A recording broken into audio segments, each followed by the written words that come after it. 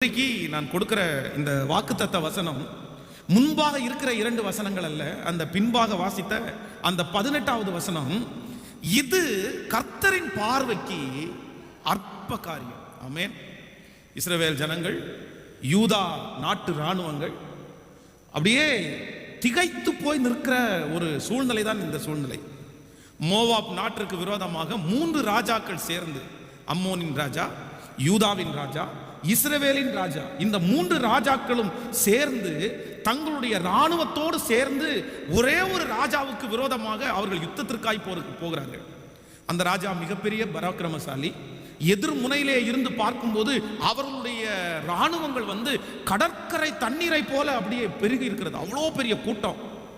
ஆனா இந்த 3 ராஜாக்களும் சேர்ந்து யுத்தத்திற்கு போய் ஜெயிப்போம் என்கிற ஒரு பெரிய நம்பிக்கையில போகும்போது ஒரு 7 நாட்கள் பாத்தீங்க அப்படின்னா தண்ணிக்காக அலைஞ்சிட்டே இருக்கிறாங்க. கிட்டத்தட்ட 7 நாட்களா இவங்களுக்கு எங்கேயுமே தண்ணி இல்லை. இவர்கள் குடிப்பதற்கு தண்ணி இல்லை, இவர்களுடைய மிருக ஜீவன்கள் குடிக்கிறதுக்கு தண்ணி இல்லை.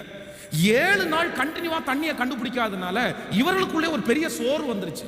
உடனே அவங்க என்ன பேசுறாங்க அப்படின்னா, ஐயோ போயிருச்சு, ஆண்டவர் நம்ம மேல ரொம்ப கோபமா இருக்கிறார் போல தெரியுது, நம்ம எல்லா 3 ராஜாக்களையும் அவர்களுடைய கையிலே ஆண்டவர் ஒப்பு கொடுக்க போறாரு, என்ன பண்ண போறோமோ அப்படின்னு இருக்கிற சூழ்நிலையில ஒரு ராஜா, ஒன்றும் பயப்படாதீங்க, நம்ம ஆண்டவருடைய வார்த்தையை கேட்போம் அப்படின்னு ஒரு தீர்க்கதரிசி இடத்துல போய் கர்த்தருடைய வார்த்தை என்னன்னு கேட்குறாங்க.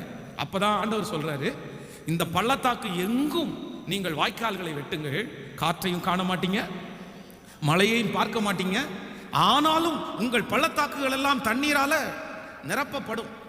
இது கர்த்தரின் பார்வைக்கு அற்ப காரியம். ஆமென். இந்த வார்த்தையை தீர்க்கதரிசி சொல்லவே அவருடைய இருதயத்துக்குள்ள வந்துட்டே இருக்குது. ஐயோ இது எப்படி நடக்கும், இது ரொம்ப கஷ்டமான காரியமாச்சே, இது சுலபமா? 7 நாளா எங்களுக்கு தண்ணி கிடைக்கல, இந்த இடத்துல அதுவும் வாய்க்கால் மாதிரி ஆழமா கிணறு வெட்டுங்கன்னு சொன்னா கூட பரவாயில்ல, போர் போடுங்கன்னு சொன்னா கூட பரவாயில்ல, இவ்வளவு நாட்கள் தண்ணீர் இல்லாத இடத்துல வாய்க்கால வெட்டின உடனே தண்ணி எங்க இருந்து வரப்போகிறது? பக்கத்துல ஆறு இருக்கா, பக்கத்துல கடல் இருக்கா? இப்படி ஆயிரக்கணக்கான கேள்விக்குறிகள் அவர்களுக்குள்ள எழும்பிட்டே இருக்குது. ஆனா அந்த கேள்வி முடிகிறதுக்குள்ளே தீர்க்கதரிசி சொல்றாரு, இது கர்த்தரின் பார்வைக்கு அற்ப காரியம். இன்றைக்கு இந்த ஜெபத்துல இருக்கிற ஒவ்வொருத்தரிடத்திலையும் ஆண்டவர் ஆணித்தரமாய் சொல்லுகிறார், இது கர்த்தரின் பார்வைக்கு அற்ப காரியம், சின்ன காரியம். நீங்கள் மலையை போல நினைத்திருக்கலாம், நீங்கள் பெரிய பர்வதம் போல நிலைத்திருக்கலாம். ஐயோ இது சுலபம் அல்ல பாஸ்டர், இது ரொம்ப கடினமானது, இது ரொம்ப கஷ்டமானது, இது யாராலுமே செய்ய முடியாதது. எங்க சொந்தக்காரங்க செஞ்சிட்டாங்க, இது கஷ்டம் சொல்லிட்டாங்க, இது கஷ்டம் தான் அப்படின்னு சொல்லிட்டாங்க. எங்க நண்பர்கள் சொல்லிட்டாங்க, இது கஷ்டம் தான் அப்படின்னு சொல்லிட்டாங்க. இல்லனா நீங்கள் உதவிக்காக கேட்க போன அந்த நபர் உங்களிடத்துல சொல்லலாம், இது ரொம்ப கஷ்டம் அப்படின்னு சொல்லலாம். ஊர்ல இருக்கிற உங்களை தேடினவர்கள், உங்களை பார்த்தவர்கள், உங்களுடைய நண்பர்கள் எல்லாரும் இது கஷ்டமான காரியம், இது நடக்காது, அந்த பையன் மாறுறது கஷ்டம், எக்ஸெட்ரா எதுவா இருக்கலாம், இந்த பிள்ளைக்கு திருமணம் ஆகிறது கஷ்டம், இல்லைன்னா இந்த குழந்தை பாக்கியம் கஷ்டம், யாரெல்லாம் இது கஷ்டம், இது ஆகாது அப்படின்னு சொன்னாங்களோ அவர்கள் எல்லாருக்கும் முன்பாகவும் கர்த்தருடைய வார்த்தை உங்களை தேடி வருது. அவர்கள் பார்வைக்கு தான் இது கஷ்டமான காரியம், அவர்கள் பார்வைக்கு தான் இது இயலாத காரியம். ஆனால் என் ஆண்டவராகிய கர்த்தர் தீர்க்க தரிசனமாய் சொல்லுகிறார், இது கர்த்தரின் பார்வைக்கு, இது கர்த்தருக்கு அற்ப காரியம். உங்களை உயர்த்துவது, உங்களை மேன்மைப்படுத்துவது, அந்த காரியத்தை செய்வது, உன் மகனை மாற்றுவது, உடைந்து போன குடும்பத்தை கட்டுவது, கடன் பிரச்சனையிலிருந்து விடுதலை ஆக்குவது, நம்முடைய தேவைகளை சந்திப்பது கர்த்தருக்கு அற்ப காரியம். ஆமென் சொல்லுவோம். ஆண்டவருக்கு அது ஒரு சின்ன காரியம். கர்த்தர் நினைத்தால் எப்படியும் செய்து முடிக்க வல்லவராக இருக்கிறார். ஹல்லேலூயா. இந்த சாட்சி விளையாட்டுத்தனமான சாட்சியா இருந்தாலும் ரொம்ப பெரிய சாட்சி. இந்த சாட்சியை ஏற்கனவே உங்களிடத்தில் நான் பகிர்ந்து கொண்டிருக்கிறேன். ஒரு ரொம்ப வயதான ஒரு தாயார் ஒவ்வொரு நாட்களும் பல கிலோமீட்டர் தண்ணீர் எடுக்க போவாங்களாம். அவங்க வீட்டுக்கு முன்னாடி ஒரு பெரிய மலை இருக்குது, அந்த மலையில ஏறி இறங்கினாதான் அந்த பக்கத்துல தான் தண்ணி அவங்களுக்கு கிடைக்கும். அவங்க ஒரு குடம் தண்ணி இருந்தால் போதும் அவங்களுக்கு குடிக்கிறதுக்கு, அந்த குடிக்கிற தண்ணியை மட்டும் அவ்வளோ தூரத்தில் போய் எடுத்துட்டு வருவாங்க. அப்போ ஒவ்வொரு நாளும் அந்த மலைக்கு முன்னாடி நின்று வருத்தப்படுவாங்களாம், இந்த மலை மட்டும் இல்லைன்னா நான் சுலபமாக போய் அந்த தண்ணியை போய் வாங்கிட்டு வந்துடுறேனே அப்படின்னு.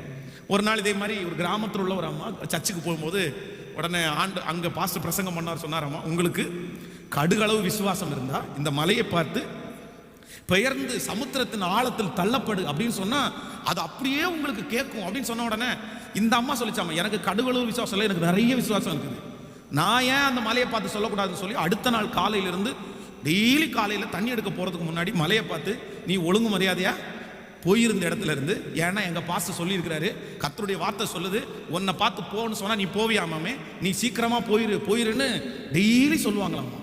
ஆண்டவர் அந்த தாயாருடைய விசுவாசத்தை கனம் பண்ணி அந்த ஏரியாவில் ஒரு பெரிய பைபாஸ் ரோடு ஒன்று கவர்மெண்ட் சாங்ஷன் பண்ணியிருக்காங்க. அப்போ அந்த ரோடு வந்து ரொம்ப சுற்றி போகிறது மாதிரி இருந்துச்சாம். அப்போ ஒருத்தர் வந்து ஒரு இன்ஜினியர் வந்து கரெக்டாக ஸ்கெட்ச் போட்டால், இந்த மலையை மட்டும் உடைச்சி உள்ள ரோடு போட்டோம் அப்படின்னா கிட்டத்தட்ட 10 கிலோமீட்டர் சுற்ற வேண்டிய அவசியம் இல்லையாமா. அந்த கணக்கு போட்டு பார்த்தா அந்த கணக்குக்கும் இந்த மலையை உடைக்கிற பணமும் ரொம்ப சுலபமாக இருந்துச்சாமா. அதனால் அவர் சொன்னாராமா, இந்த மலையை உடைச்சிருவோம், மலையை உடைச்சி உள்ளுக்குள்ளே ரோடு போட்டு கொண்டு போவோம்னு சொல்லி ஒரு 3 மாதத்திற்குள்ளாகவே அந்த மலையை உடைச்சி அந்த ரோடை போட்டாங்களாமா. இந்த அம்மா சர்ச்சில் வந்து சாட்சி சொல்லிச்சாமா, நான் மலையை பார்த்து பேசினேன், மலை இன்னைக்கு உடஞ்சே போயிருச்சு அப்படின்னு. அப்போது சில காரியங்கள் வந்து கர்த்தரை விசுவாசிக்கிற ஆண்டவருடைய பிள்ளைகளுக்கு நான் நம்புகிறேன், என்னுடைய ஆண்டவருடைய பார்வைக்கு அது லெகுவான காரியம். இன்றைக்கு இந்த ஜெபத்தில் வந்திருக்கிற நீங்கள் பலவிதமான கேள்விகள் உங்களுக்குள்ள சொல்லிக்கொண்டே இருக்கலாம். நான் ஒரு 5 வருஷத்துக்கு முன்னாடினா அது ஈஸி பாஸ்டர், நான் கொஞ்சம் பலசாலியா இருந்தேன்னா அது ஆண்டவருக்கு அது கொஞ்சம் ஈஸியா இருந்திருக்கும் பாஸ்டர், எங்க அம்மா இருக்கும்போது அது கொஞ்சம் ஈஸியா இருந்திருக்கும், எங்க அப்பா இருக்கும்போது கொஞ்சம் ஈஸியா இருந்திருக்கும், நான் படிச்ச உடனே இது இருந்துச்சுன்னா கொஞ்சம் ஈஸியா இருந்திருக்கும், இல்லைன்னா ஒரு 2 இயர்ஸ் முன்னாடி நான் பிடிச்சிருந்தேன்னா கரெக்டா இருந்திருக்கும்.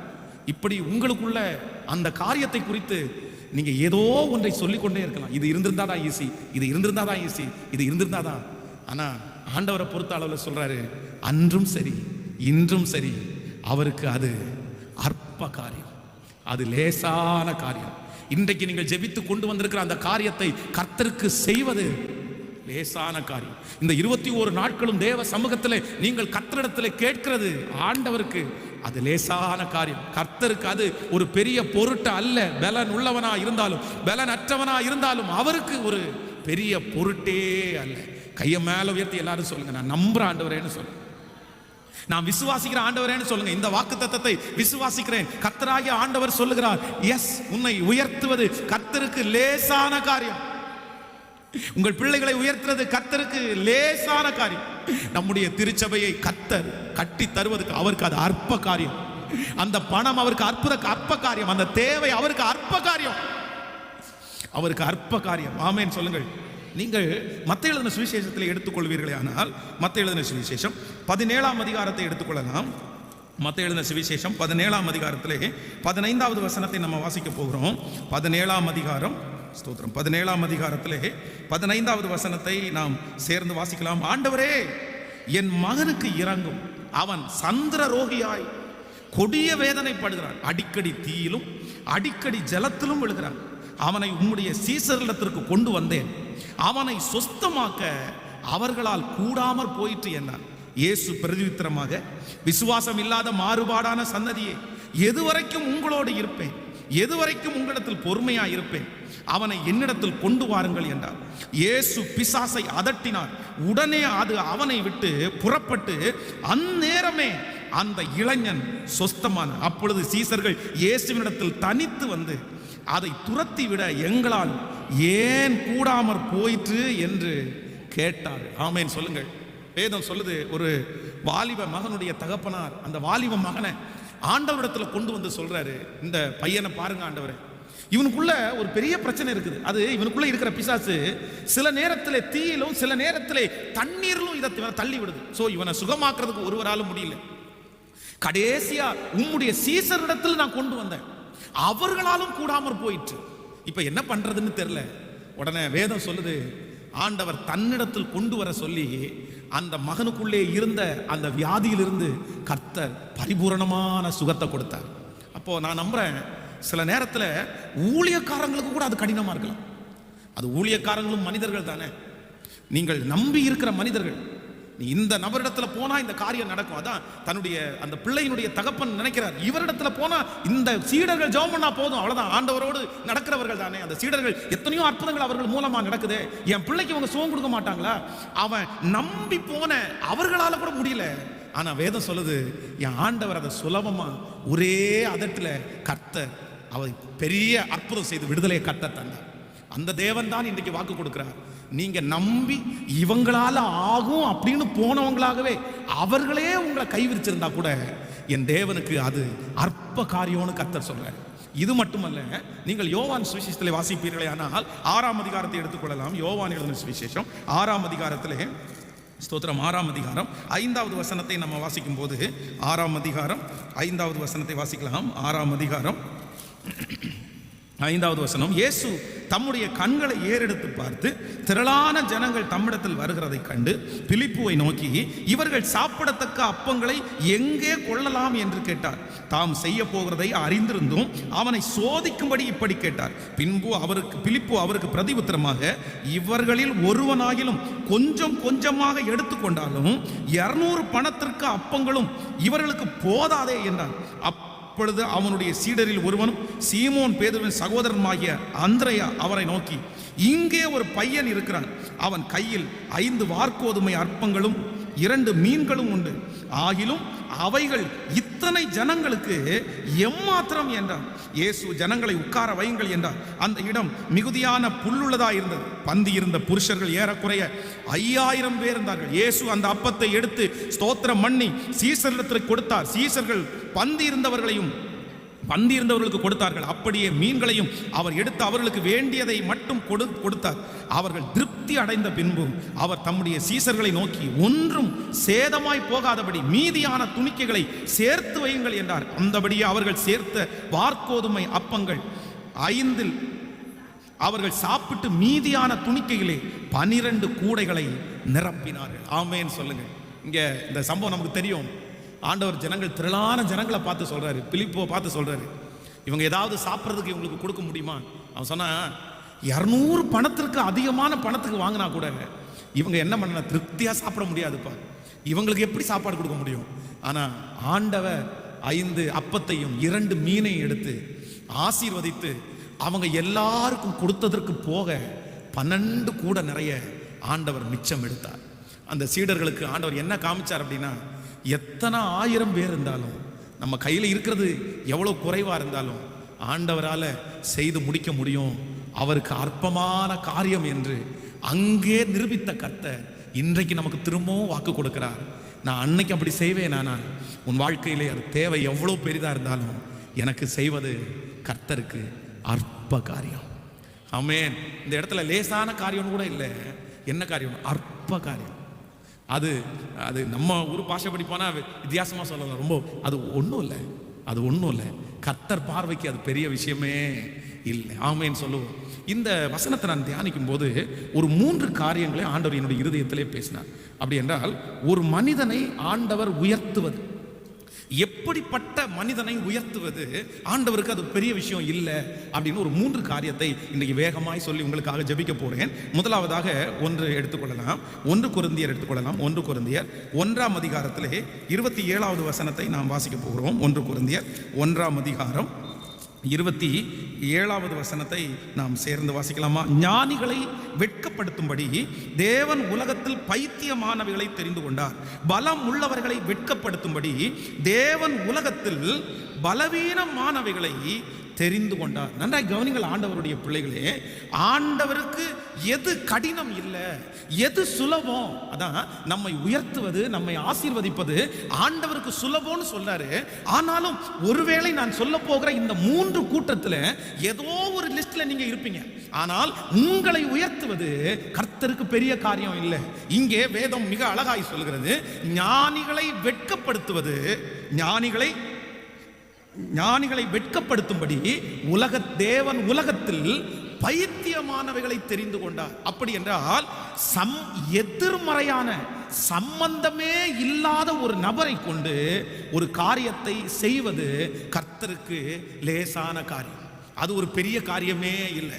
ஆமென் சொல்லுங்க. நன்றாய் கவனித்துக் கொள்ளுங்க. ஒரு ஞானியை வெட்கப்படுத்துவதற்கு கண்டிப்பாக இன்னொரு ஞானி தான் தேவைப்படுகிறார்கள். நீங்கள் இந்த டிவியில நடக்கிற நிகழ்ச்சிகள் எல்லாம் பார்ப்பீங்க.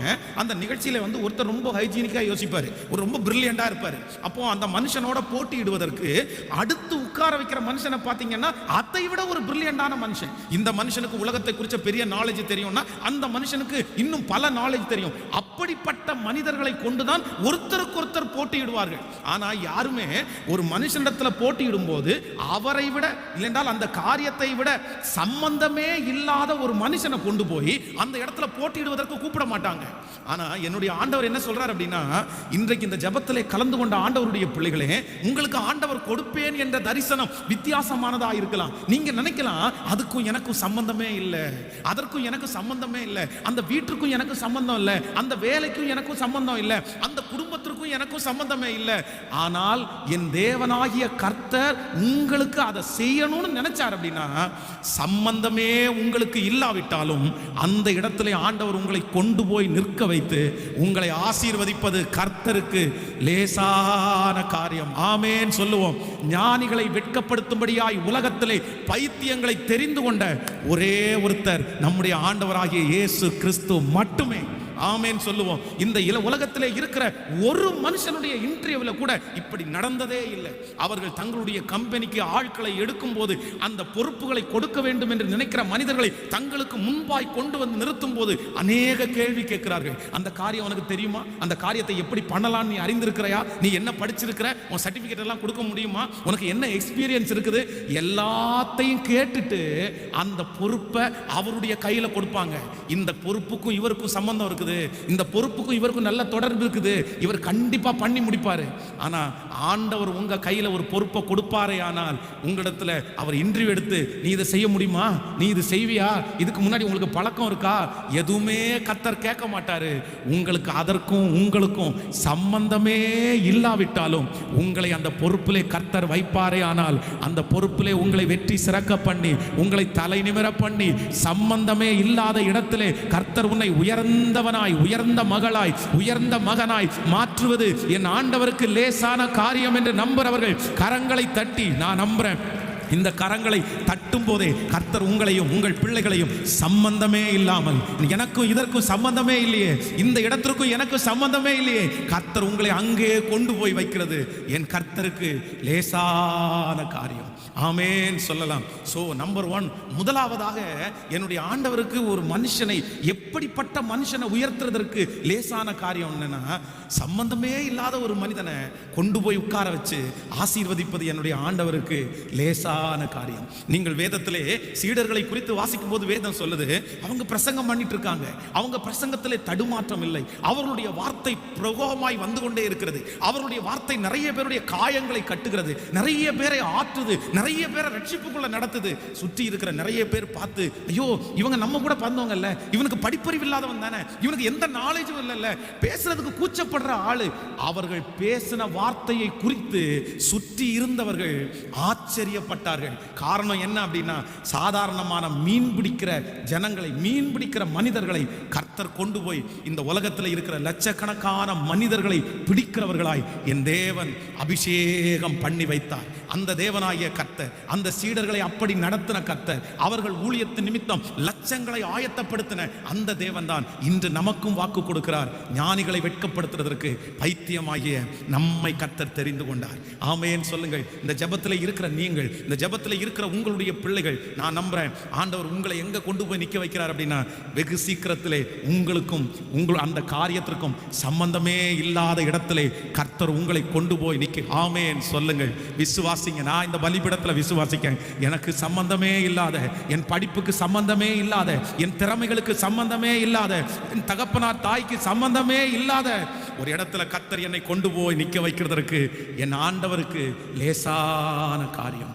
ஆமென் சொல்லுவோம். சில மனிதர்கள் சொல்லுவார்கள், இந்த இடத்துக்கு நீ வரணும்னா, இந்த இடத்துக்கு நீ வரணும்னா சுலமாவா வந்துட முடியாது தம்பி, இந்த இடத்துக்கு வரணும்னா கஷ்டம் இருக்குது, இந்த இடத்துக்கு வரணும்னா படிக்க வேண்டியது இருக்குது, இந்த இடத்துக்கு வரணும்னா உனக்கு நிறைய எக்ஸ்பீரியன்ஸ் இருக்குது.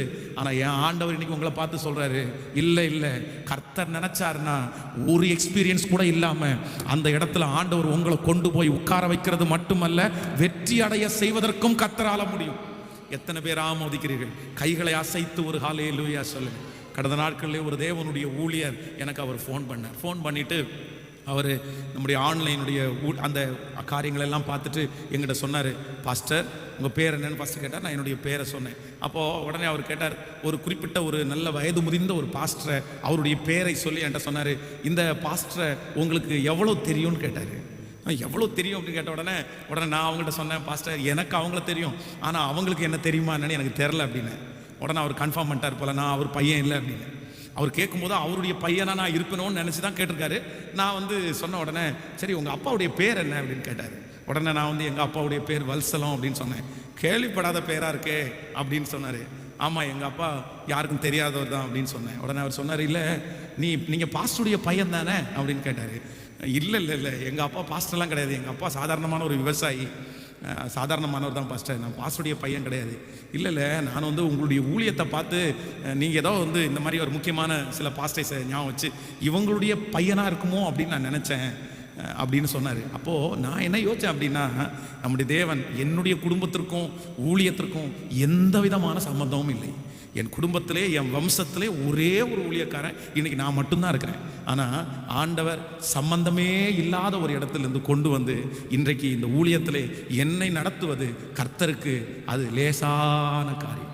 ஆமேன்னு சொல்லுவோம். அப்படி இருக்குமானால் நான் சொல்கிறேன், என்னை அப்படி நடத்துவாரானால் இந்த ஜபத்தில் இருக்கிற உங்களை அப்படி நடத்துவது கர்த்தருக்கு லேசு. ஸோ நம்பர் 1, முதலாவதாக நீங்கள் எதுக்கு பயப்படக்கூடாதுன்னா, எனக்கு சம்மந்தமே இல்லாத இடத்துல நான் எப்படி பாஸ்டர் போய் நிற்பேன்? அந்த இடத்துல போய் நிற்கிறதுக்கு எனக்கு என்ன சம்பந்தம் இருக்குது, என்ன படிப்பு இருக்குது? ஆண்டவர் நினச்சாருன்னா கர்த்தருக்கு அது மிகவும் லேசு. ஆமேன். யாரோ ஒருத்தர் நீங்கள் கேட்டுக்கொண்டிருக்கலாம், யாரோ ஒருத்தருக்கு அந்த காரியங்கள் இருக்கலாம், எனக்கு இப்படிப்பட்ட ஒன்று வந்திருக்குது, ஆனால் எனக்கு அதில் சம்பந்தம் இல்லை, எனக்கு நிறைய பேர் என்னை ரிஜெக்ட் பண்ணிட்டாங்க, நிறைய பேர் என்னை தூக்கி போட்டாங்க. ஆனால் ஆண்டவர் நினைச்சார் நாங்கள் கொண்டு போய் நிற்க வைக்க வல்லவர். கையை மேலே உயர்த்தி சொல்லுங்க, இந்த முதல் காரியத்தை சொல்லி ஜெபிங்க. என்னையும் என் பிள்ளைகளையும் ஞானிகளை வெட்கப்படுத்துவதற்காக பைத்தியங்களை தெரிந்து கொண்ட கர்த்தர், உள்ளவைகளை அவமாக்கும்படியாக உலகத்திலே இல்லாதவைகளையும் இழிவானவைகளையும் தெரிந்து கொள்ளப்பட்ட கர்த்தர் இதோ இந்த ஜபத்தில் இருக்கிற உம்முடைய பிள்ளைகளை ஹல்லேலூயா ஹல்லேலூயா நான் நம்புறேன். உங்க பிள்ளைகள் சம்பந்தமே இல்லாத இடத்துல, உங்க வம்சத்திற்கு சம்பந்தம் இல்லாம, உங்க குடும்பத்திற்கு சம்பந்தம் இல்லாத, படிப்பிற்கு சம்பந்தம் இல்லாத இடங்களிலே கர்த்தர் உங்களை கொண்டு போய் வைப்பார். நான் தீர்க்க தரிசனமா சொல்றேன், இந்த சத்தத்தை கேட்கிற நிறைய பிள்ளைகள் கர்த்தர் மிஷனரிகளாய் கர்த்தர் கொண்டு போய் வைக்க போறாரு. தீர்க்க தரிசிகளாய் கர்த்தர் அவங்களை நிறுத்த போறாரு. அப்போஸ்தலர்களாய் அவர்கள் நிறுத்த போறாரு. உங்க பிள்ளைகளை கர்த்தர் தனியா பிரிச்செடுத்து, தனியா வேறு பிரிச்சு, என் பிள்ளைக்கு ஊழியத்துக்கும் சம்பந்தம் இல்லை, என் பிள்ளை அதுல இன்ட்ரெஸ்டா இல்லை, ஆனா கர்த்தருடைய தீர்க்க தரிசனமான வார்த்தை வருகிறது, இல்லை ஆண்டவர் உன் பிள்ளையை சம்பந்தமே இல்லாத ஒரு உன்னதமான அந்த ஊழியத்தை கர்த்தர் அவனுடைய கையிலே கொடுத்து லட்சங்களுக்கு, கர்த்தர் கோடிகளுக்கு அவர்களை நம்புவேன் என்று கர்த்தர் வாக்கு கொடுக்கிறார். நம்புறவர்கள் கரங்களை தட்டி அப்படிப்பட்ட ஜனங்களை கர்த்தர் இதோ எழுப்புகிறார். ஹல்லேலூயா ஹல்லேலூயா. அன்றைக்கு நம்முடைய இருதயம் அதிசயப்பட்டு பூரிக்கும். ஆமேன் சொல்லுங்க. நான் மட்டுமல்ல, எல்லாரும் சாட்சி சொல்ல போறோம். என்ன சொல்ல போறோம் அப்படின்னா, ஒரு நாள் நீங்கள் சாட்சி சொல்ல போறீங்க, எனக்கும் இதுக்கும் சம்பந்தமே இல்லை, ஆனா ஆண்டவர் என்னை கொண்டு வந்து நிறுத்தி இருக்கிறார். எனக்கும் இந்த காருக்கும் சம்பந்தம் இல்லை பாஸ்டர், எனக்கும் இந்த வீட்டுக்கும் சம்பந்தம் இல்லை பாஸ்டர், எனக்கும் இந்த போஸ்டிங்க்கும் சம்பந்தம் இல்லை பாஸ்டர், எனக்கும் இந்த உயர்வுக்கும் சம்பந்தமே இல்லைன்னு உங்க வாய் சொல்ல போகுது. ஆமேன் சொல்றீங்களா? நம்புறீங்களா? ஹல்லேலூயா. அன்று கர்த்தரை நாம் எல்லாரும் மகிமைப்படுத்த போகிறோம். இது விசுவாசிக்கிறவங்களுக்கு நடக்கும், இது விசுவாசிக்கிறவங்களுக்கு ஆகும். சொல்லுங்களேன், ஒரு விசுவாசி ஏசப்பாட்ட சொல்லுங்க, நான் நம்புறேன் ஆண்டவரே. என்ன நம்புறீங்க? ஒரு நாள் உங்களை பார்த்து, என்ன பிரதர் உங்களுக்கும் இந்த வீட்டுக்கும் சம்மந்தம் இல்லை, அவ்வளோ பெரிய வீடு வச்சிருக்கிறீங்க, எப்படி பிரதர் உங்களுக்கும் இந்த வேலைக்கு சம்மந்தமே இல்லையே, உங்களுக்கும் இந்த சீட்டுக்கும் சம்மந்தமே இல்லையே? நான் நம்புறேன், யோசேப்பை சுற்றி இருக்கிற எல்லாரும் அப்படி தான் நினச்சிருப்பாங்க. அவங்க கூட இருக்கிற அவனுடைய கூட பிறந்த சகோதரர்கள் அவன் அவர்களை அறிந்தும் அவர்கள் அவனை அறியவில்லை. அப்போ அவங்களுடைய கற்பனையிலேயே இப்படிப்பட்ட ஒரு போஸ்டிங் யோசேப்புக்கு வரும்னு அவங்க என்ன பண்ணிருக்க மாட்டாங்க, நினைச்சு கூட பார்த்துருக்க மாட்டாங்க. யோசேப்புக்கும் இந்த சீட்டுக்கும் சம்பந்தமே இல்லை. ஆனா சம்பந்தமே இல்லாத ஒரு இடத்துல யோசேப்பை கொண்டு போய் உட்கார வச்ச அழகு பார்த்த கர்த்தர் நம்மளை அப்படி வைக்க மாட்டாரா? நான் ஆணித்தரமாக நம்புகிறேன், இந்த வார்த்தை அப்படியே நடக்கணும். நம்ம எல்லாருடைய குடும்பத்தில் நடக்கணும், உங்கள் வீட்டில் நடக்கணும். இந்த உலகத்தில் பெரிய பெரிய இடங்களை நம்முடைய பிள்ளைங்க போய் கர்த்தர் உட்கார வைக்கணும். அன்னைக்கு அவங்க அங்கிருந்து சொல்லணும், கர்த்தர் ஞானிகளை வெட்கப்படுத்துறது என்ன தெரிந்து கொண்டார். நம்ம எல்லாருமே சொல்லணும், இந்த ஜபத்தில் இருக்கிற கலந்து கொண்ட ஒவ்வொருத்தரும் சொல்லணும், தேவன் எனக்கு கர்த்தர் கொடுத்துருக்கிற உயர்வுக்கும் எனக்கும் என்ன இல்லைன்னா நீங்கள் சொல்லுவீங்க, நாம் சொல்லுவோம், நம்முடைய வாய்கள் அதை சொல்லும். நான் ஃபீல் பண்ணுறேன், நான் இந்த பலிபீடத்தில் இருந்து அதை ரசிக்கிறேன், அதை அப்படியே நான் நம்புகிறேன், அப்படியே என் வாழ்க்கையில் அப்படியே அது நடக்கிறத நான் பார்க்குறேன். இந்த இந்த சத்தத்தை கேட்கிற நிறைய பேருக்கு நடக்கிறத நான் பார்க்கிறேன். நிறைய பேர் கண்ணீரோட கேட்கலாம், அழுகையோட கேட்கலாம். எனக்கெல்லாமா? உங்களை நிறைய பேர் உனக்கெல்லாம் இப்படி நடக்குமான்னு கேட்டாங்கல்ல. உனக்கு இதுக்கு சம்பந்தம் இல்லைன்னு உங்களை தூக்கி போட்டாங்கல்ல. ஆண்டவர் சம்பந்தப்படுத்துவார். ஆண்டவருக்கு சம்பந்தப்படுத்துவது கர்த்தருக்கு லேசான காரியம். கர்த்தருக்கு லேசான காரியம். கர்த்தருக்கு லேசான காரியம். கையை மேல உயர்த்தி ஆண்டவரே, thank you Jesus, thank you Jesus, hallelujah, hallelujah, hallelujah, hallelujah. இன்னைக்கு நிறைய பேர் ரிஜெக்ட் பண்ணப்படுகிறீங்க. தேவனுடைய பிள்ளையை நிறைய பேர் ரிஜெக்ட் பண்றாங்க. இங்க வராத, இங்க உட்காராத, இந்த வண்டியை தொடாத, இந்த வீட்டுக்குள்ள வராத, தூரத்தில் நின்று பேசு, கை கட்டி பேசு. இந்த இடத்துக்கு வர்றதுக்கு நீ தகுதியற்றவன். இந்த இடத்துக்கு வர்றதுக்கு உங்க குடும்பம் தகுதியற்ற குடும்பம். ஆனா ஆண்டவர் அந்த இடத்துல தான் உங்களை கொண்டு போய் நிற்க வைப்பார். அந்த இடம் ஒரு நாள் உங்களுக்குரிய இடமாய் மாறும். அந்த இடம் ஒரு நாள் உங்கள் பிள்ளைகளுக்குரிய இடமாய் மாறும். ஓ ஹல்லேலூயா. அந்த இடத்துக்கு கர்த்தர் உங்களை சம்பந்தப்படுத்துவார். கர்த்தரே உங்களை சம்பந்தப்படுத்துவார். கர்த்தரே உங்களை சம்பந்தப்படுத்துவார். ஹல்லேலூயா. கைகளை உயர்த்தி ஒரு ஹல்லேலூயா சொல்லு. என் ஆண்டவருக்கு நம்மை கொண்டு போய் அங்கே நிறுத்துவது கர்த்தருக்கு லேசான காரியம். அப்போ உங்கள் மனசில் நீங்கள் என்ன நினைக்கணும் அப்படின்னு சொன்னால், சம்பந்தமே இல்லாத இடத்துல என்னை கொண்டு போய் நிற்க வைக்கிறது கர்த்தருக்கு லேசான காரியம். ஆமோதிக்கிறீங்களா? எத்தனை பேர் விசுவாசிக்கிறீங்க? நம்பர் 2, இரண்டாவது, ஆண்டவருக்கு உங்களை உயர்த்துவதில் எது ரொம்ப லேஸ் அப்படின்னா, ரோமரின் புஸ்தகத்தை எடுத்துக்கொள்ளுங்கள். 4ஆம் அதிகாரத்தை எடுத்துக்கொள்ளலாம். ரோமர் 4ஆம் அதிகாரத்திலே 17வது வசனத்தை வாசிக்கலாமா? ரோமரின் புஸ்தகம் 4ஆம் அதிகாரத்திலே 17வது வசனம். அநேக ஜாதிகளுக்கு உன்னை தகப்பனாக ஏற்படுத்தினேன் என்று எழுதி இருக்கிறபடி அவன் தன் மரித்தோரை உயிர்ப்பித்து இல்லாதவைகளை இருக்கிறது போல் அழைக்கிறவருமாய் இருக்கிற தேவனுக்கு முன்பாக நாம் எல்லாருக்கும் தகப்பனானார். எந்த தேவனுக்காமா? இல்லாதவைகளை இருக்கிறது போல் அழைக்கிறவருமாய் இருக்கிற. எல்லாரும் சொல்லுங்கள், இல்லாதவைகளை இருக்கிறது போல். ஸோ ஆண்டவருக்கு எது லேசான காரியம் அப்படின்னா, இல்லாததை கொண்டு இல்லாதவங்களுக்கு ஒரு புதுமையான காரியத்தை உருவாக்கி அவங்களை ஆசீர்வதிப்பது கர்த்தருக்கு அது ஒரு பெரிய காரியம் அல்ல. ஆமென் சொல்லுங்கள். உங்களுக்கு நன்றாய் புரிய வேண்டும். நம்ம நிறைய பேர் என்ன ஆண்டவர் என்ன உயர்த்துறதுக்கு முடியுமா அப்படின்ற ஒரு கேள்விக்குறி நிறைய பேருக்குள்ள இருக்குது. நம்பர் 1, முதலாவதாக ஏன் அந்த கேள்விக்குறி சிலருக்கு இருக்கு அப்படின்னா, எனக்கும் அதுக்கு சம்பந்தமே இல்லை, அப்புறம் ஏன் நான் ஆசைப்படணும்? நான் எதுக்கு ஆசைப்படுறேன்? சம்பந்தமே இல்லாத ஒரு இடத்துக்கு நான் ஆசைப்படக்கூடாது. ஆனா கர்த்தர் சொல்றாரு, சம்பந்தமே இல்லாத இடத்துல உன்னை கொண்டு போய் வைக்க வேண்டியது ஏன் வேலை. கர்த்தருக்கு அது என்ன இல்லையாமா? அதுக்கு அற்ப காரியம், அது பெரிய விஷயமே இல்லை. ஆமேன்னு சொல்லி கல்லாப்பட்டியில உட்கார்ந்து உங்களுக்கு கணக்கு போடவே தெரியாது. ஆனா கல்லாப்பட்டியே யாருக்கு சொந்தமானது? சத்தமா சொல்லுங்க. அது ஆண்டவரால மட்டும்தான் பண்ண முடியும், வேற யாராலும் பண்ண முடியாது. ஆமேன்னு சொல்லுங்க. அது ஆண்டவருக்கு சொல்லணும். நம்பர் 2, இரண்டாவது, சில நேரத்தில் நம்ம என்ன நினைப்போம் அப்படின்னா, என்ன ஆண்டவர் உயர்த்த முடியுமா? என்ன ஆண்டவர் உயர்த்துறதற்கு ஒண்ணுமே என்கிட்ட இல்லையே, ஒண்ணுமே என்கிட்ட இல்லையே. என்கிட்ட இருந்தா பரவாயில்ல, இந்த கொஞ்சம் இருந்துச்சுன்னா அதை கொண்டு ஆண்டவர் செய்யலாம். சரி பரவாயில்ல, ஆண்டவர் டெவலப் பண்ணலாம், எனக்கு இந்த நாலேஜ் இருக்குது, பரவாயில்ல, கர்த்தர் பெருக்கலாம்.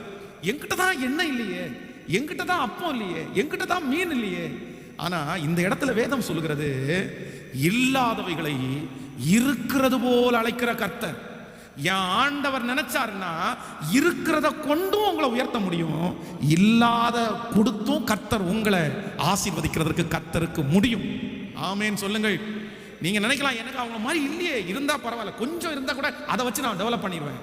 என் ஆண்டவர் இந்த உலகம் வெறுமையா இருக்கும்போது அவருடைய வார்த்தையினாலே வெறுமையான உலகத்தை கர்த்தர் படைத்தார்.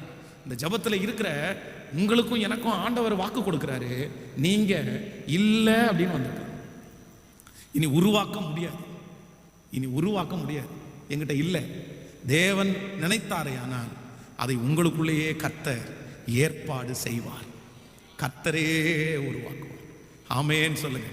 நம்பர் 3, மூன்றாவதாக ஒரு காரியத்தை நம்ம வாசிக்க போகிறோம். வேதத்தை எல்லாரும் திறந்து எபேசியர் எடுத்துக்கொள்ளலாம்.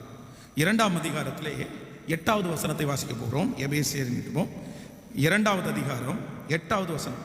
கிருபையினாலே விசுவாசத்தை கொண்டு ரட்சிக்கப்பட்டீர்கள், இது உங்களால் உண்டானது அல்ல, இது தேவனுடைய ஈவு. இன்னொரு விஷயம் கூட வாசிக்கலாம். கிருபையினாலே விசுவாசத்தை கொண்டு ரட்சிக்கப்பட்டீர்கள், இது உங்களால் உண்டானதல்ல, இது தேவனுடைய. நம்பர் 3, மூன்றாவதாக கர்த்தர் யாரை உயர்த்துவது கர்த்தருக்கு சுலபம் அப்படின்னு சொன்னா, நான் நம்புறேன் தகுதியே இல்லாத ஒருவனை உயர்த்துவது கர்த்தர் சொல்றார் எனக்கு லேசான காரியம். நம்ம நிறைய பேர் அந்த என்ன உயர்த்த முடியுமா அப்படின்ற ஒரு அந்த கேள்விக்குறி நமக்கு ஏன் வருது அப்படின்னா, எனக்கு தகுதி இல்லை, என்ன கர்த்தர் உயர்த்த முடியுமா? நான் தகுதி அற்றவன், எனக்கு ஜபம் இல்லை, எனக்கு பரிசுத்தம் இல்லை, நான் இந்த மாதிரிலாம் தப்பு பண்ணிட்டேன். கர்த்தரிடத்துல போய் நிற்கும் போது நீங்க சொல்ற ஆசீர்வாதங்கள் எல்லாத்தையும் நான் ஏற்றுக்கொள்றேன் பாஸ்டர், ஆனா எனக்கு தகுதி இல்லையே. எனக்கு தகுதி இருந்தா ஆண்டவர் என்ன உயர்த்துவார் அப்படின்னு நான் நம்புறேன். தகுதி இல்லாத என்ன போய் ஆண்டவர் உயர்த்த முடியும்னா, வேதம் சொல்லுது தாழ்மை உள்ளவனுக்கு கிருபை அளிக்கிற கர்த்தர், தகுதியே இல்லாத ஒருவனுக்கு கர்த்தர் உயர்வை தருவது என்னுடைய ஆண்டவருக்கு சுலபம். நான் தீர்க்க தரிசனமாய் சொல்லுகிறேன், இந்த ஜபத்தில் இருக்கிற எத்தனை பிள்ளை நான் தகுதி இல்லை, என் குடும்பம் தகுதி இல்லைன்னு நினைக்கிறீங்களோ, கர்த்தர் உங்களை தகுதிப்படுத்துவார். கர்த்தர் உங்களை தகுதியாக்குவார், அந்த உயர்வுக்கு தகுதியாக்குவார்.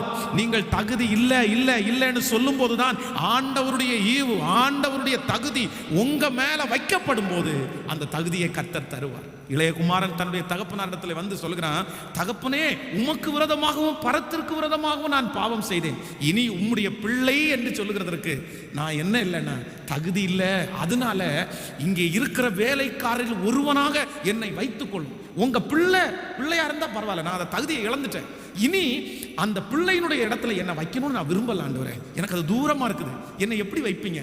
இவ்வளவு துன்மார்க்கம் பண்ணி இத்தனை அழிச்சதுக்கு பிறகு உங்க பிள்ளைன்னு நான் சொல்ல முடியாது. ஆனா வேதம் சொல்லுது, அந்த தகப்பனார் அந்த மகனுக்கு ஒரு பெரிய கிருபையை கொடுக்கிறார். மோதிரத்தை கொடுத்து, வஸ்திரத்தை கொடுத்து, பாதரட்சியை கொடுத்து, முத்தம் கொடுத்ததுக்கு அடையாளம் என்ன அப்படின்னா, நான் உன்னை தகுதிப்படுத்தி விட்டேன், நீ என்றைக்கும் என்னுடைய மகன்தான் என்று அன்றைக்கு அந்த தகப்பனார் உறுதிப்படுத்தினது போல பரலோக தகப்பனாகிய கர்த்தர் இந்த ஜெபத்தில் இருக்கிற அநேகர், நான் ஆசீர்வதிக்கப்படுறதுக்கு தகுதி இல்லை, நான் பண்ணின தப்பு தான் என்னை இப்படி நடத்துது, நான் பண்ண பாவம் தான் என்னை இப்படி ஆக்குது, நான் இவ்வளவு பாவம் பண்ணதுனால உயர்வு எனக்கு வராது அப்படின்னு சொல்ற ஒவ்வொருத்தரையும் கர்த்தர் தட்டி கொடுத்து, நீ என்னிடத்தில் ஓடி வா, நீ என் சமூகத்தில் முழங்கால் படியிடு, அந்த இளைய குமாரனை போல நீ என்னிடத்தில் வருவாயானால் நானே உன்னை தகுதிப்படுத்தி வேலைக்காரனாய் அல்ல பிள்ளையாகவே உன்னை வைப்பேன் என்று கர்த்தர் வாக்கு கொடுக்கிறார். ஹல்லேலூயா. சோ தகுதியே இல்லாத ஒருவனை உயர்த்துவது என் ஆண்டவருக்கு என்னன்னா அது லேஸ், அது சுலபம். ஆமென் சொல்லுங்க. சத்ரு ஜோஷுவாவை பார்த்து குற்றப்படுத்துகிறான், அவன் அழுக்கு வஸ்திரம் தரிச்சிருக்கிறான், அவனுக்கு போய் எப்படி நீங்க போஸ்டிங் கொடுப்பீங்க, அவனை போய் எப்படி உயர்த்துவீங்க? ஆனா நான் நம்புறேன், அதனால ஜோஷுவாவை ஆண்டவர் தள்ளி விடல, அவனுடைய வஸ்திரத்தை எடுத்து போட்டு கர்த்தர் அவனை மீண்டும் தகுதிப்படுத்தினது போல நம்மையும் தகுதிப்படுத்த போறாரு. இன்றைக்கு 3 காரியங்களை ஆவியானவர் பேசினார். நம்மை உயர்த்துவது கர்த்தருக்கு அது லேசான காரியம், அது ரொம்ப சுலபம். எப்படிப்பட்டவங்களா? நம்பர் 1, முதலாவதாக சம்பந்தமே உங்களுக்கு இல்லைன்னாலும் உங்களை உயர்த்துறது கர்த்தருக்கு எல்லாரும் சொல்லுங்க அது லேசான காரியம். நம்பர் 2, இரண்டாவதாக உங்களுக்கு இல்லைன்னா கூட உங்களுக்கு திரும்பவும் கர்த்தர் உருவாக்கி உங்களுக்கு கொடுத்து உங்களை உயர்த்துவது கர்த்தருக்கு லேசான காரியம். நம்பர் 3, மூன்றாவது உங்களுக்கு தகுதியே இல்லைன்னா கூட உங்களை தகுதிப்படுத்தி உயர்த்துவது கர்த்தருக்கு லேசான காரியம். எத்தனை பேர் ஆமோதிக்கிறீர்கள்? இது கர்த்தரின் பார்வைக்கு அற்ப காரியம். எல்லாரும் சொல்லுங்க, இது கர்த்தரின் பார்வைக்கு அற்ப. ஒரு 10 டைம் கையை மேல உயர்த்தி, இது கர்த்தரின் பார்வைக்கு, இது கர்த்தரின் பார்வைக்கு, என் தகப்பனுடைய பார்வைக்கு, என் ராஜாவுடைய பார்வைக்கு அற்ப காரியம். இந்த வாக்குத்தத்தத்தை சொல்ல சொல்ல சிலருக்கு நடக்குது, சொல்ல சொல்ல நடக்குது. ஹல்லேலூயா, ஹல்லேலூயா. அந்த வியாதி சரியாகட்டும், அந்த உயர்வு தேடி வரட்டும், அந்த 10 வருடம் 15 வருடங்கள் இருக்கிற தடை அப்படியே விலகட்டும் இயேசுவின் நாமத்தினால. இது கர்த்தரின் பார்வைக்கு உங்களுடைய மனதுக்குள்ளே பெரிய பிரம்மாண்டமான மலையை போல நின்று கொண்டிருக்கிற காரியம் கர்த்தரின் பார்வைக்கு அற்ப காரியம். பலன் உள்ளவன் பலன் அற்றவன் யாரா இருந்தாலும் அது அவருக்கு அற்ப காரியம், அது அற்ப காரியம். ஆமென் சொல்லுங்க. இப்போ நம்முடைய திருச்சபையினுடைய அந்த அந்த இடத்திற்காக நம்ம சொல்ல போறோம், இது கர்த்தரின் பார்வைக்கு அற்ப காரியம். நல்லா சொல்லுங்க, ஆண்டவரே இது உங்க பார்வைக்கு அற்ப காரியம். எங்க பார்வைக்கு அது மலை, எங்க பார்வைக்கு பெரிய தேவை, எங்க பார்வைக்கு அது எங்களை பயப்படுத்துது. ஆனா இப்போ இப்போ இப்போ நாங்க சொல்றோம், இது உமக்கு அற்ப காரியம். இதை முடிச்சு தர்றதுக்கு உங்களுக்கு அற்ப காரியம். இதனுடைய தேவைகளை சந்திப்பது உமக்கு அற்ப காரியம். இந்த இடத்துல ஒரு பெரிய திருச்சபை கட்டப்படுவது உமக்கு அற்ப காரியம். அதுல எங்களுடைய கால்கள் வைக்கப்படும், அது உமக்கு அற்ப காரியம். உமக்கு அது லேசான காரியம், அது உமக்கு லேசான காரியம். ஆமென் சொல்லுங்க. சோ நீங்க இன்னைக்கு நாளைக்கு திரும்பவும் கர்த்தருடைய முகத்தை பார்க்கறதுக்குள்ள நீங்க திரும்ப திரும்ப என்ன சொல்லணும்னா, உங்களுக்கு முன்பாக இருக்கிற ஒவ்வொரு தேவைக்கு முன்னாடி ஒரு 1000 டைமாவது சொல்லணும், இது கர்த்தரின் பார்வைக்கு அற்ப காரியம். எது அற்ப காரியம்னா, ஒண்ணு சம்பந்தமே இல்லாத இடத்துல உங்களை கொண்டு போய் நிற்க வைக்கிறது கர்த்தருக்கு அற்ப காரியம். ஆமென் சொல்லுங்க. ஹல்லேலூயா. நீ அங்க அத்தனை பேர் பெரிய பெரிய ஷூவும் கோட்டெல்லாம் போட்டு நின்றுப்பாங்க. நீங்க சாதாரணமான ஒரு ரப்பர் செருப்பு போட்டு உள்ள போவீங்க. இவருக்கு இதுக்கும் என்னையா சம்பந்தம் அப்படின்னு அவங்க நிறைய பேர் பார்த்துட்டு இருக்கும்போது, இவர் தாயா இங்க இப்போதைக்கு ஹீரோ அப்படின்னு சுற்றி இருக்கிறவங்க சொல்லணும். ஆமென் சொல்லுவோம். இது நடக்குமா நடக்காதா? நடக்குங்க. கர்த்தர் உங்க கூட இருந்தா ஏன் நடக்காது? கண்டிப்பா சம்பந்தம் இல்லாத அந்த பெரிய உயர்வில் கர்த்தர் உங்களை கொண்டு போய் வைக்கிறாரா இல்லையான்னு பாருங்க. இது கர்த்தர் நமக்கு கொடுக்கிற மிகப்பெரிய சுதந்திரம். நம்ம தான் ஃபர்ஸ்ட் அவருக்கு. ஆமென். நம்பர் 2, இரண்டாவதாக கர்த்தருக்கு இல்லாதவைகளை கொண்டு அற்புதம் செய்வது கர்த்தருக்கு. உங்களுக்கு இல்லைனாலும் அவர் உருவாக்குவார். ஆமென் சொல்லுங்கள். தகுதியே இல்லைன்னா கூட அவருக்கு நம்மை ஆசீர்வதிப்பது. எல்லாரும் எழுப்பி நின்று இந்த வார்த்தையை நம்புற ஆண்டவரே, இந்த வார்த்தையை விசுவாசிக்கிற ஆண்டவரே, உமக்கு அது அற்ப காரியம். Yes yes yes yes yes அறிக்கை செய்வோம், அறிக்கை செய்வோம். அந்த வழிகள் திறக்கட்டும், அந்த வழிகள் திறக்கட்டும், அந்த வழிகள் திறக்கட்டும். ஓ, அந்த பிள்ளையை கர்த்தர் தொடட்டும். எல்லாத்தையும் உங்களுடைய ஜெப விண்ணப்பங்களை உங்களுடைய கண்களுக்கு முன்பாக கொண்டு வந்து இந்த விசுவாச அறிக்கையை செய்யுங்கள். இயேசுவே இதற்கு உமக்கு அற்பமான காரியம் என்று சொல்லுங்கள். ஹல்லேலூயா. நன்றி ஆண்டவரே, நன்றி. இது உமக்கு அற்ப காரியம், இது அற்ப காரியம். உமக்கு இது அற்ப காரியம் ஆண்டவரே, அற்ப காரியம் ஆண்டவரே. இந்த காரியத்தை செய்வது உமக்கு மிக சுலபம் அப்பா. நீங்க ஈஸியா செஞ்சுட்டு போவீங்க ஆண்டவரே. நீங்க அப்படியே கண்ணு திறந்து கண்ணு மூடுறதுக்குள்ள செஞ்சிருவீங்கப்பா. நீங்க ஒரு கை செய்க காமிச்சு செஞ்சிருவீங்க ஆண்டவரே. உங்களுடைய ஒரே ஒரு அசைவாத செய்து முடிக்கும், உங்களுடைய ஒரு எழுத்து செய்து முடிக்கும், உங்களுடைய ஒரு எழுத்து செஞ்சு முடிக்கும் ஆண்டவரே. உங்களுடைய ஒரு பார்வை செய்து முடிக்கும் ஆண்டவரே. உங்களுடைய ஒரு பார்வை செஞ்சு முடிக்கும். இது உங்களுடைய பார்வைக்கு அற்ப காரியம். சொல்லுங்க, என் கணவனாரை மாற்றுவது, என் பிள்ளையை மாற்றுவது உமக்கு அற்ப காரியம்.